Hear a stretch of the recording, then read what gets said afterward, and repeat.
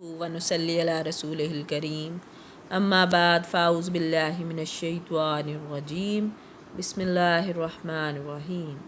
अस्सलामु अलैकुम व रहमतुल्लाहि व बरकातुहू। इस दुआ और उम्मीद के साथ कि आप जहाँ पर भी हों खैरियत से हों और हमेशा खुश रहें।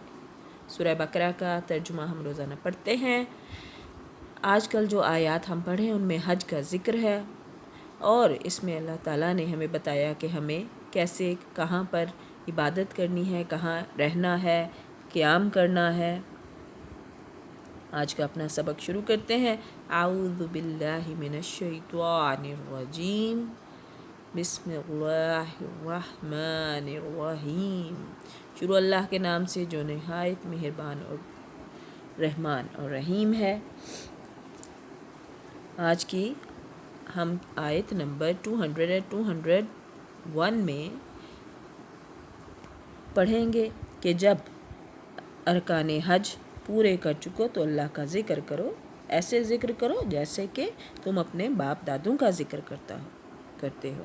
और साथ ही हमने ये भी दुआ करनी है कि अल्लाह पाक हमें नेकी करने की तौफीक अता फरमाए। बिस्मिल्लाहिर्रहमानिर्रहीम। सबक शुरू करते हैं।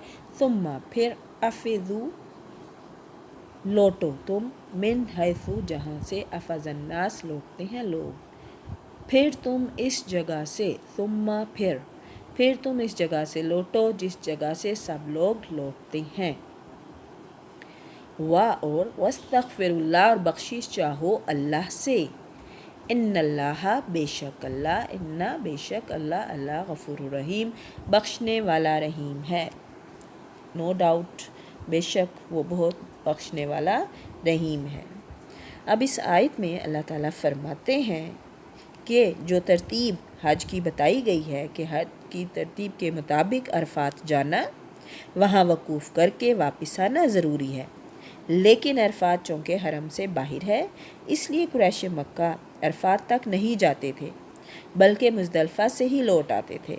चुनाचे अल्लाह पाक हुक्म दिया जा रहा है इस आयत में कि जहाँ से सब लोग लौट कर आते हैं वहीं से लौट कर आओ, यानी अरफात से, क्योंकि हज जो है वो अरफात के मैदान में होता है। तो अल्लाह पाक फरमा रहे हैं कि वहाँ से लौट कर आते हैं, वहीं से तुम भी लौट कर आओ, यानी अरफात के मैदान से। फ़ाइज़ा फिर कज़ई तुम जब तुम पूरे कर लो मनासिकुम मनासिक फ़ज़्कुरुल्लाह पस याद करो अल्लाह को का ज़िक्रिकुम जैसा कि तुम ज़िक्र करते हो आबाअकुम अपने आबाओ अजदाद का, आओ या अशद्दा ज़्यादा ज़िक्रा इससे भी ज़्यादा या इससे भी ज़्यादा। अल्लाह पाक इस आयत में फरमा रहे हैं कि तुम जब अरकान हज अदा कर चुको तो अल्लाह का ज़िक्र करो जिस तरह तुम अपने बाप दादों का ज़िक्र किया करते थे, बल्कि इससे भी ज़्यादा। अरब के लोग जो थे वो हज से फ़रागत के बाद यानी हज से फ़ारिग होने के बाद मिना में मेला लगाते और आबा व अजदाद के कारनामों का ज़िक्र करते। मुसलमानों को कहा जा रहा है कि जब तुम ज़िलहज को कंकरियाँ मारने, कुर्बानी करने, सर मुंडाने, तवाफ़ काबा और सई और सफ़ा और मरवा से फ़ारिग हो जाओ तो उसके बाद जो 3 दिन होते हैं वो मिना में क़याम करना है। तो वहाँ क्या करना है? वहाँ फ़ारिग नहीं बैठना, गॉसिप्स नहीं करनी, बातें नहीं करनी, बल्कि क्या करना है? वहाँ पर अल्लाह का ज़िक्र करना है। तो वहाँ खूब अल्लाह का ज़िक्र करो जैसे जाहिलियत में तुम अपने आबाओं का अजदाद का ज़िक्र किया करते थे। फ़मिनन नासी पस लोगों में से कुछ लोग मन यकूलू कहते हैं रब्बना ए हमारे परवरदिगार आतिना दे हमें फिर दुनिया में व मालहू और नहीं है उनके लिए फिल आखिरत में मन खलाक कोई हिस्सा। बाज़ लोग वो भी हैं जो कहते हैं, क्या कहते हैं? ऐ हमारे रब हमें दुनिया में दे। ऐसे लोगों का आखिरत में कोई हिस्सा नहीं। वमा लहू और नहीं है फिल आखिरत में मिन खलाक कोई हिस्सा, और ऐसे लोगों का आखिरत में कोई हिस्सा नहीं है। वमिनहुम और इन्हीं में से मन यकूलू कहते हैं रब्बना ए हमारे परवरदिगार आतिना दे हमें फिर दुनिया में हसनतों नेकी اور انہی میں سے بعض لوگ ایسے ہیں جو کہتے ہیں اے ہمارے رب ہمیں دنیا میں نیکی دے وفی الآخرتی اور آخرت میں بھی بھلائی عطا فرما وقنا اور بچا ہمیں عذاب النار آگ کے عذاب سے۔